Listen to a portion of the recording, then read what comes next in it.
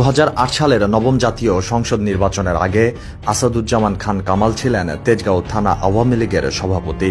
নবম জাতীয় সংসদ নির্বাচনে আওয়ামী লীগের মনোনয়ন পেয়ে ঢাকা 11 আসনে এমপি নির্বাচিত হন তিনি। পরবর্তীতে স্বরাষ্ট্র প্রতিমন্ত্রী এবং স্বরাষ্ট্রমন্ত্রীর দায়িত্বপ্রাপ্ত হন। রাজনৈতিক পদবি বৃদ্ধির সাথে সাথে বাড়তে থাকে সাবেক এই মন্ত্রীর অন্যায় আর অপকর্মের ভাণ্ডার।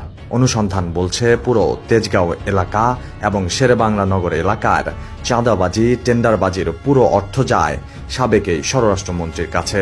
এসব টাকা তোলার জন্য তার ছিল একটি বিশ্বস্ত সিন্ডিকেট। সময়ের সাথে সাথে সেসব সিন্ডিকেটের সদস্যদের মুখোশও উন্মোচন করব আমরা। তবে আজ শুধু এই সাবেক স্বরাষ্ট্রমন্ত্রীর বিষয়ে জানার পালা। সাবেক এই মন্ত্রীর নামে শুধু রাজধানীর কারওয়ান বাজার থেকেই প্রতিদিন প্রায় 1.5 কোটি টাকা চাঁদা তোলা হতো।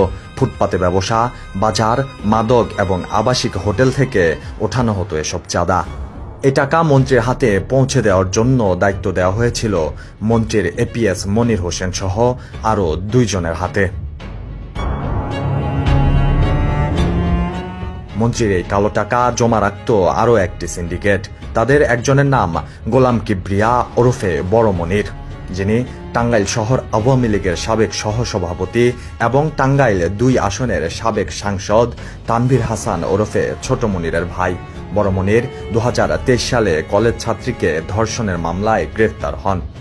পরবর্তীতে ওই ছাত্রী অন্তঃসত্ত্বা হয়ে পড়ে। তবে মনির জেল থেকে জামিনে বের হওয়ার পরপরই ওই ছাত্রীর রহস্যজনক মৃত্যু ঘটে। এই ঘটনায় মামলা তদন্তের দায়িত্বে ছিল পিআইবি। তবে স্বরাষ্ট্রমন্ত্রী পিআইবি প্রধান বনোজ কুমারের মাধ্যমে তদন্তে প্রভাব খাটান। পরে জেল থেকে বের হয়ে আবারও নতুন করে আরেক ছাত্রী ধর্ষণ মামলায় ফেঁসে গেলে স্বরাষ্ট্রমন্ত্রীর সহায়তায় দেশ থেকে পালিয়ে যান বড় মনির। এছাড়াও 27 নং ওয়ার্ড আওয়ামী লীগের সাবেক সাধারণ সম্পাদক কাজল শেরেবাংলানগর এলাকায় এক ত্রাসের রাজত্ব কায়েম করেছিল, যার সবই হয়েছে সাবেক এই স্বরাষ্ট্রমন্ত্রী আসাদুজ্জামানের ছত্রছায়ায়। চাঁদা না দিলে শেরেবাংলানগর এলাকায় বিভিন্ন সরকারি কার্যালয়ের উন্নয়ন কাজ আটকে দেওয়া, প্রকৌশলীদের মারধর করা, হাসপাতাল কেন্দ্রিক ঠিকাদারি থেকে শুরু করে ফুটপাত দখল, বিভিন্ন বেসরকারি প্রতিষ্ঠানে চাঁদাবাজি সবই এক হাতে নিয়ন্ত্রণ করত এই কাজল।